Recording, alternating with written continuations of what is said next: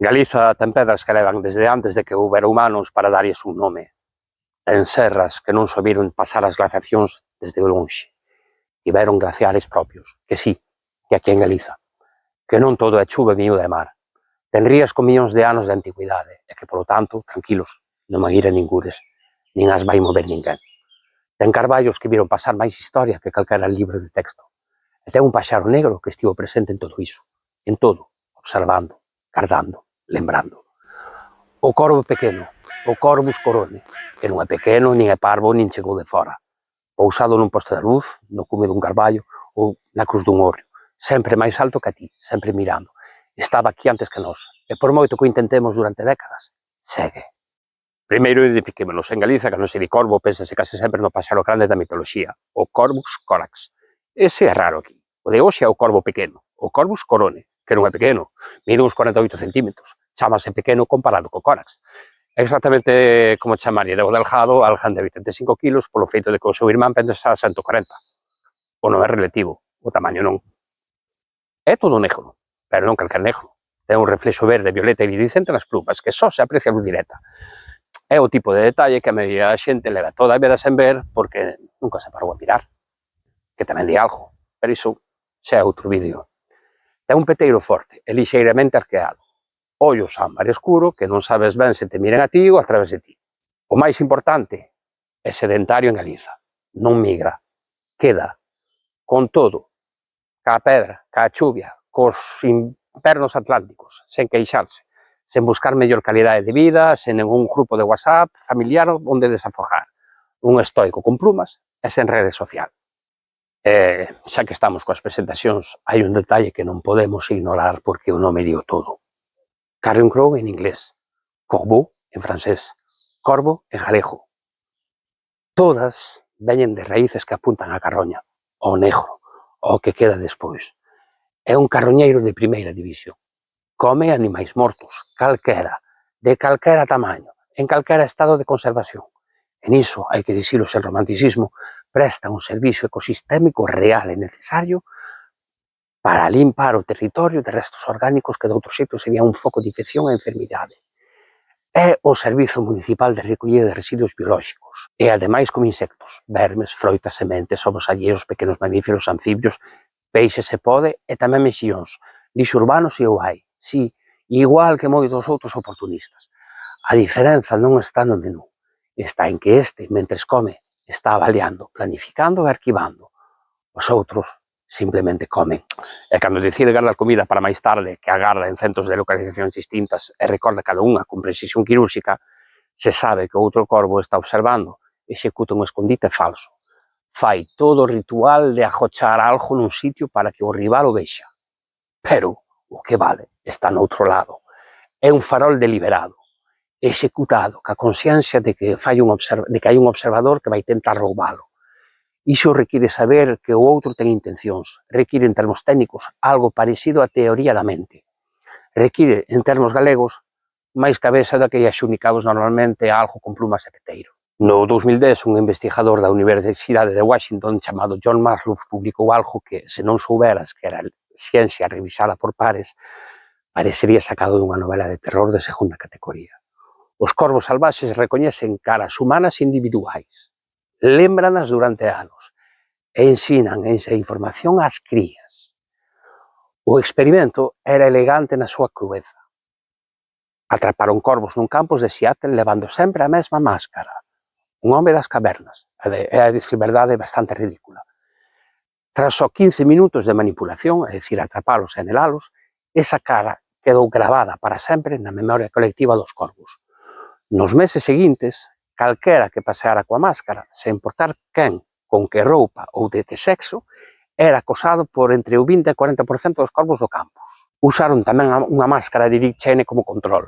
Con esa máscara non pasou nada. Os corvos tiñan, polo visto, mellor criterio político que os estadounidenses no 2004. Pero o máis perturbador, corvos que nunca viviron o atrapamento dese estudo tamén acosaban a máscara do home das cavernas.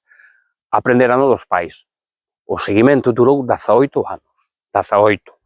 Cando morreu o derradeiro corvo original, a máscara deixou de inquietar. A memoria colectiva extinguiuse xunto co seu último portador, que é, pensando ben, un dos finais máis literarios que coñezo. E non é ficción. Pero a memoria non é a única sorpresa. Hai un vídeo de David Attenborough e a BBC grabado en Sendai, no Xapón, nos anos 90, que circula por internet dende hai décadas, e que me parece un dos documentos máis fascinantes sobre a intelixencia animal que existe. Nel, corvos realizan algo que se non o ves, basicamente non o crees. Usan os semáforos para abrir noces. Identifican noces que non poden romper co peteiro. Lévanos ao cruce, posiciónanas no carril con precisión, agarran en vermello como calquer peatón ata que se poña verde para baixar e recoller os anacos. Non baixan cando o semáforo está en vermello para os peóns. Non confían nos condutores máis que o estritamente necesario.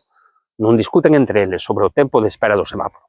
Teñen máis respeto polo código de circulación que o 40% dos que coñezo. Máis paciencia que o 80%.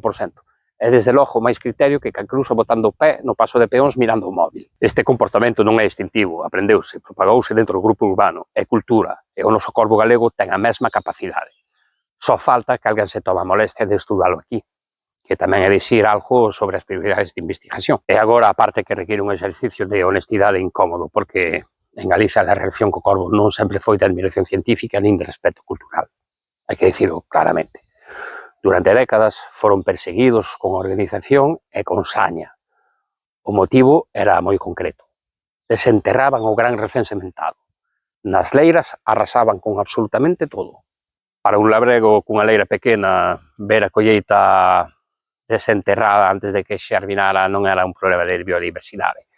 Era un desastre económico inmediato e concreto. Os consellos pagaban por corvos mortos amparados pola lei estatal de 1903, ata ben entrados os anos 70. As campañas estaban organizadas. As poboacións mermaron en toda Galiza durante décadas. E aquí temos que facer o exercicio incómodo de recoñecer que a nosa resposta a un animal con memoria facial de 18 anos, con cultura transmitida interxeracionalmente e con capacidade de usar semáforos como ferramentas, foi simplemente dispararia, que di bastante de nós como especie. E non todo bo. Hoxe están protegidos, hoxe é outro tempo, ou iso queremos nós. Eles, en calquer caso, non confirmaron nin desmentiron.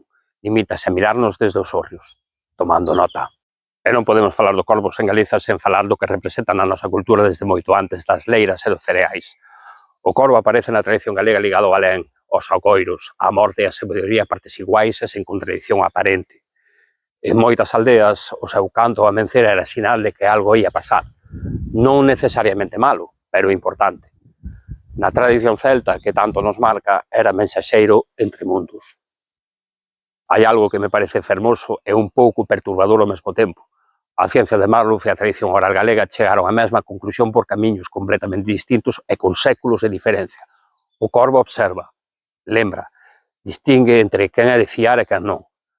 E hai veces en que os vellos de antes tiñan razón e o laboratorio tardou séculos en confirmalo.